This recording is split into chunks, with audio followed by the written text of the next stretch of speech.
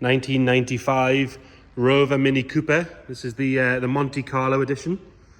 So they made 200 Monte Carlos in total, 100 in red, 60 in black, and 40 in British Racing Green metallic, like this one. The majority of them went to Japan from new, including this one. And again, you can tell the Japanese cars from a couple of ways, including that they have air conditioning, where we didn't get that.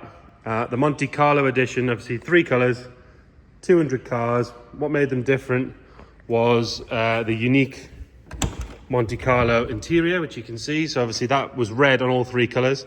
So whether it was on a red and black, green and red, or red and red, obviously special steering wheel, special sticker pack on the front, sides and the rear, Coupe driving lamps, and a Monte Carlo sort of goes back to the 60s, Mach 1 and 2 minis, sump guard, and then these special 2-tone wheels. Like I say, only 200 made. This one's just come in from Japan at the end of last year. It's fully UK registered. The Japanese imports are pretty sought after these days for A, aircon, and B, generally their condition is a lot better than the UK cars. They don't see salt, generally a warmer climate, and a stricter vehicle check system. Let's start by having a look at the bodywork. Like I say, it's that beautiful British Racing Green metallic colour. Really suits a Mini really well, especially with the red bits. It looks fantastic. If you're looking at this, you're probably well aware of the common sort of areas to check on a Mini. Things like the seams, which as you can see on this one, are beautifully clean along this area, around the bottom of the windscreen. That's all really good. That single Coupe stripe all the way down, nice and straight. The wheels are all unmarked. We'll check them as we go around. Lovely and clean all the way around. That sort of 2-tone dark grey with a silver lip. Coming down this driver's side, driver's door doesn't have a single mark on it. You can see just how shiny it is. You can see more of me than you can of the car. Coming along this sill, and again, that's a problem area on these things. This one is lovely and clean. It's not got any nasty covers or anything on it. You can see underneath there, that's the difference between a Japanese Mini and a British one. No sign of any corrosion or any salt or anything like that. Little seam down here, again, lovely and clean. And this trim comes nice and even. Quite often they'll go wavy with the corrosion underneath, but this is lovely and sharp all the way along. Inside the arches, as you can see, super clean. Another good wheel and tyre. Along this rear quarter, that's all nice and tidy. Around the windows, it's lovely. And then there's this little seam here that you quite often see a bit of corrosion coming through, but this one, as you can see, excellent. The roof, quite often these can get a bit ripply and dented, but this one, lovely and straight, as you can see. In the gutters, is brand new, nice and clean all the way around. And for me, one of the telltale signs of someone that's looked after a Mini properly is this little joiner from the trim actually still there. In this case it is. Normally they go missing, people just leave them, but for me, if it goes missing, you've got to replace it. So that's a good sign. Round onto the rear, as you can see here, that lower valance, lovely and clean. You can see the underside of the battery box, all nice and tidy. The boot floor is excellent. Around the hinges, all nice and clean, as you can see. And like I say, it is UK registered, full logbook, all that sort of stuff, ready to go. Nice and clean tail lights. Around the screen on the back is lovely. Heated rear screen. Nice original car, it's not been messed with, this one. Again, if we look up this side, lovely and straight. Another good wheel and tyre. You can have another look in the arch.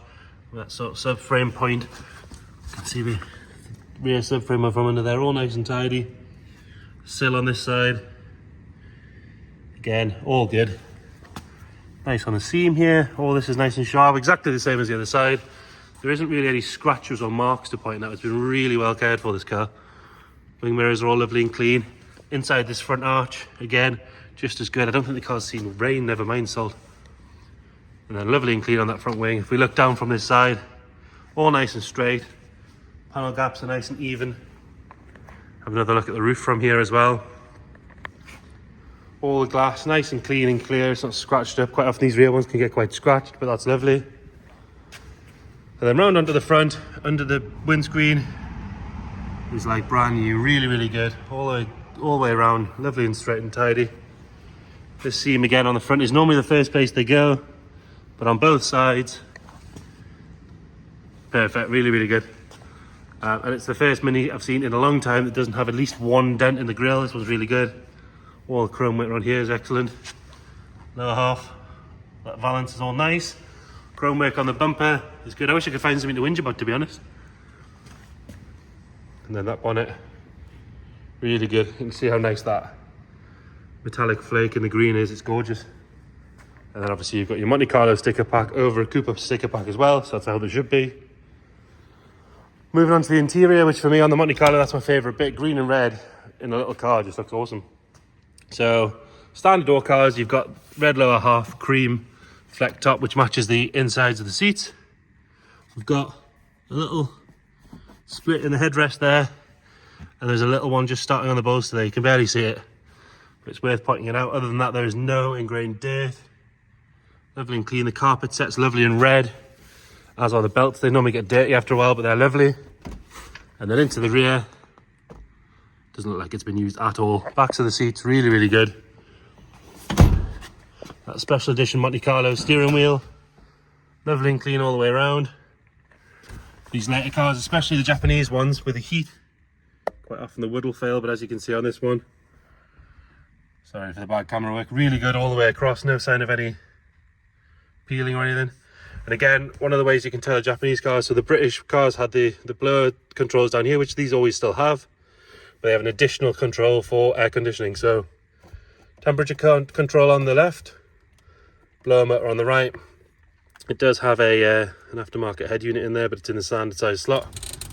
78,000 kilometers on it, so check the description, we'll detail exactly what that is in miles, but it's very, very low, which again is pretty standard from a Japanese car. They don't do as many miles as ours do.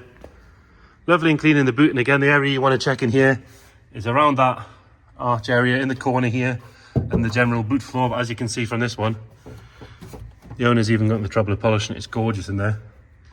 All the correct stamped plates and everything, confirming the colour, confirming it's a Monte Carlo, all that kind of stuff. Around the tank, that's all lovely as well. And then under the bonnet, so these later cars, 1.3 injection engines, you can see. So we'll put that bonnet stay down, so you have to excuse the dodgy camera work for a second. So let's say 1.3 injection, so no carbs to mess with, totally standard, not messed around with. All the correct plaques and everything are good. Another sign of it being a Japanese car under there. Again, most of the Japanese cars didn't have immobilizers, which is nice because those things are always a pain. Starts on the button, no lights on at all, nice and tidy. It was driven here, I've had it down the road, it does seem to drive well. No sort of nasty knocks or rattles or anything like that. So there you have it. One of only 40 green and 200 total Mini Monte Carlos. If you've got any more questions, please get in touch. Thank you.